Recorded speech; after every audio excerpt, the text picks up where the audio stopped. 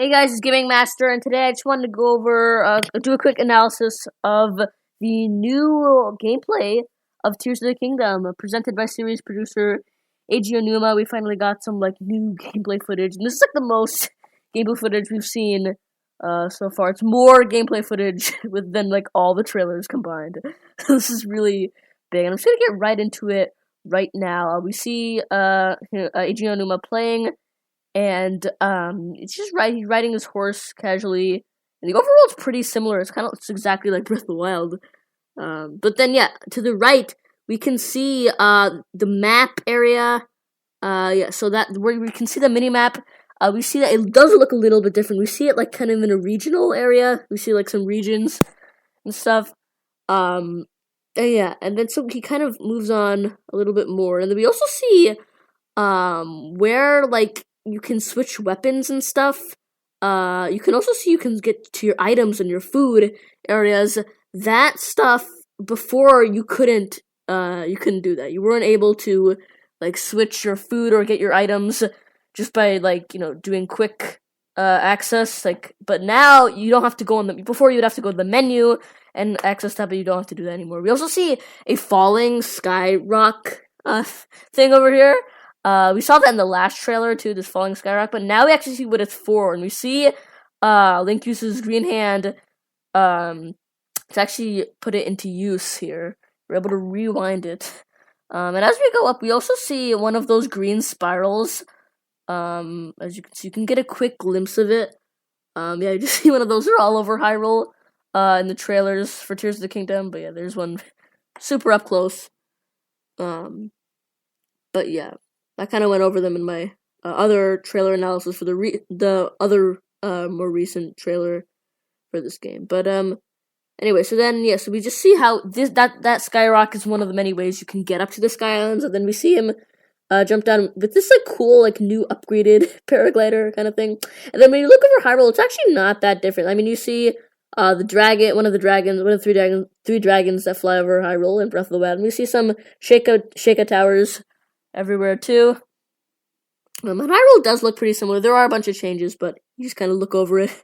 Just, look at how it's very similar. We get to go back to that same Hyrule world, but with new areas, and then if we want to go back to that same world, we can with some changes. It's just really nice to revisit that masterful world that was made in Breath of the Wild. So now on top of the Sky Islands, we're gonna now see some new enemies here. So we're gonna go here. First, you're gonna pick up a tree branch, which is one of the most basic weapons. It's a weak weapon. It's one of the starting weapons you get in Breath of the Wild. But then he goes over here and we fight this enemy with that green energy flowing through him. Now this enemy here, he has he looks a lot like an enemy we saw in the second teaser trailer with that green energy carving it on his stomach area. We see a kind of yellow broom. If you kind of fast forward so it'll be, or you can see right now just a little bit when he's not hitting him with his tree bench, you can kind of see yellow broom thing. But he looks kind of like the enemy, a normal enemy version of the enemy we saw in the second teaser. It was a boss, but here it's not so much. Looks like we can see a lot of these type of enemies with the green markings. But now we get the identity of these green enemies, and there's Zonai, because we see Zonai charges right there. It says that we got a Zonai charge, so this is revealed. The green energy, it's all related to Zonai. Link's green hand, who is already a Zonai. We kind of already suspected this, but it's just nice to see it, just in the gameplay, just see that we have Zonai charged, and we finally get to see that. And, Zonai have been a big mystery in Zelda lore ever since Breath of the Wild. They're this lost civilization we don't know about, and it's nice to see that it's actually there. That we can kind of see I guess we're going to learn more about the Zonai and what happened to them. I mean, we also see Link is in his green tunic, too, which is, I think, good, because the iconic Zelda clothes is, green, and then Breath of the Wild took that away with the blue, so it's nice to see that green Zonai. But here we see Eiji Aonuma, he shows off this really awesome thing, which is fusing. We can fuse objects and items to our weapons, which make it more powerful, and we can see his awesome rock and just destroy these enemies who are Zonai. It's just nice to see they're all Zonai. I'm getting really got really excited when I saw the Zonai charge. But anyway, so we see that we can.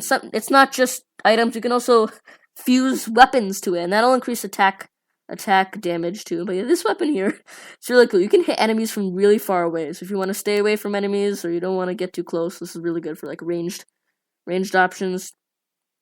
But yeah, and then we kind of continue onwards. Now, yeah, he uses this slot. You know, with the items and all of that. You know how like you had to access the menu and stuff if you want to get items. Well, yeah, now you're able to just get quick items, just like weapons and shields and bows. But yeah, now we see he's able to not only can you fuse like normal weapons, you can fuse like not just melee weapons, you can also fuse arrows and stuff. So he fused ice choo-choo jelly to it, and that made it like freeze enemies. So you can craft ice arrows, and I guess if you use fire choo-choo jelly, you could probably make fire arrows.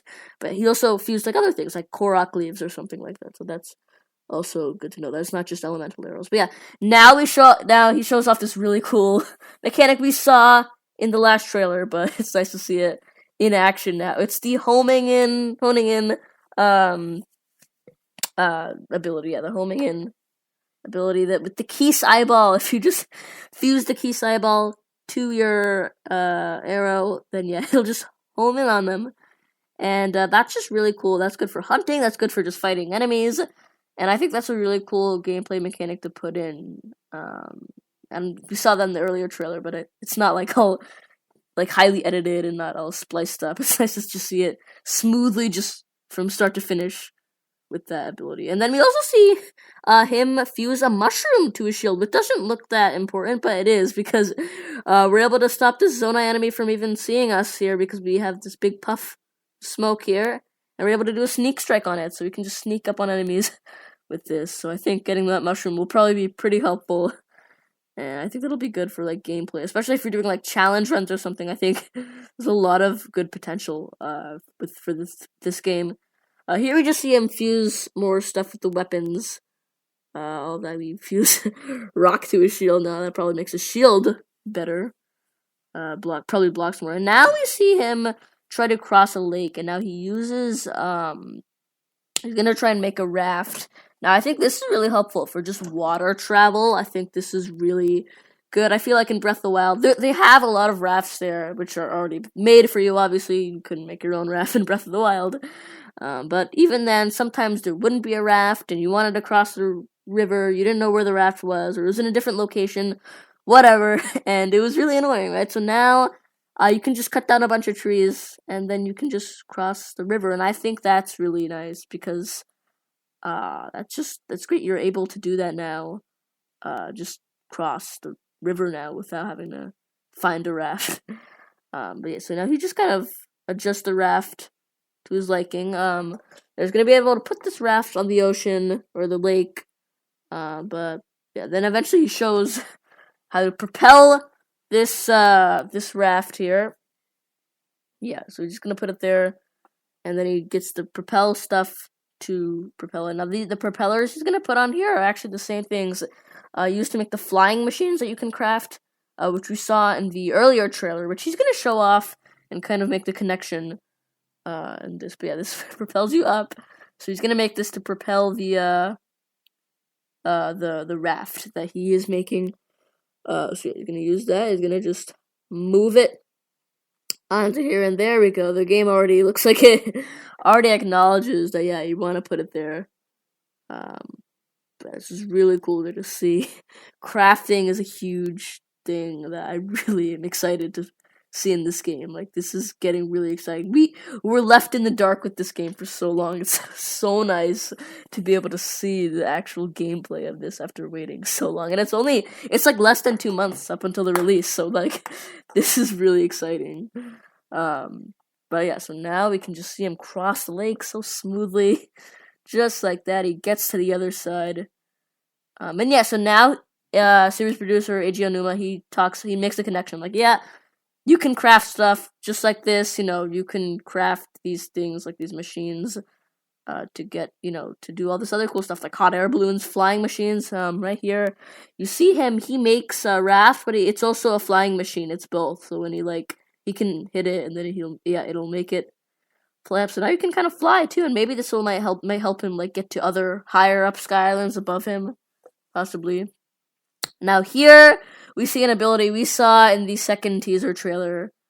Yeah, it's the ascending ability to go through walls. This ability is just gonna solve all your climbing problems. When I played Breath of the Wild, I climbed up so many mountains. I wanted to go climb mountains. There was all these cool mountains. I was like, I want to go climb up that. My first playthrough, I was just like exploring everything, and I climbed a lot. I had to get a lot of stamina potions and stamina food, and now this solves all that. I really think this is a really cool method.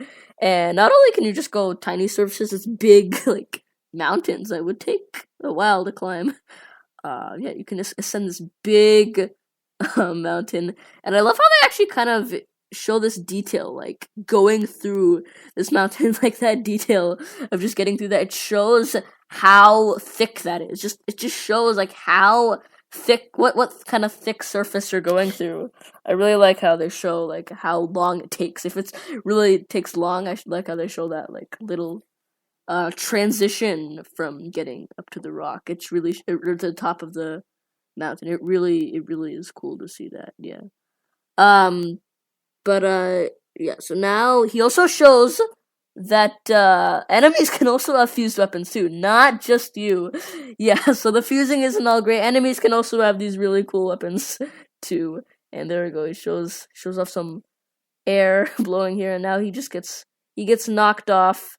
Unfortunately, yeah, there we go. So now he just kind of shows him his transition back onto the surface. Now here we see more of how Hyrule's surface has changed. We see that yeah, there is a little like carving, one of those carvings on the big Zonai carvings on the land, which we have seen in the other trailer, but it's cool to see get a good glimpse of it. And of course we also see other things like, you know, Death Mountain, Hyrule Castle, you know, lifted up with all that malice by Ganondorf and Sheikah Towers, and also islands a little closer to the mainland. And then, yeah, he do this big dive down, and then he plops into the water, and then a bunch of rain comes. Yeah, he makes it like rain. I love that detail, just like going in and all that water just kind of raining down on you. I really love that game mechanic. But yeah, and then now, in the last moments of this, we see Big Bird holding a bokoblin, which we saw in the other trailer.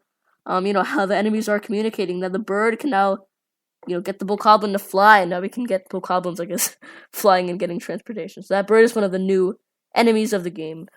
But yeah, anyway, guys, thanks so much for watching. I just wanted to do a quick little, you know, analysis video of this, this, you know, gameplay demo.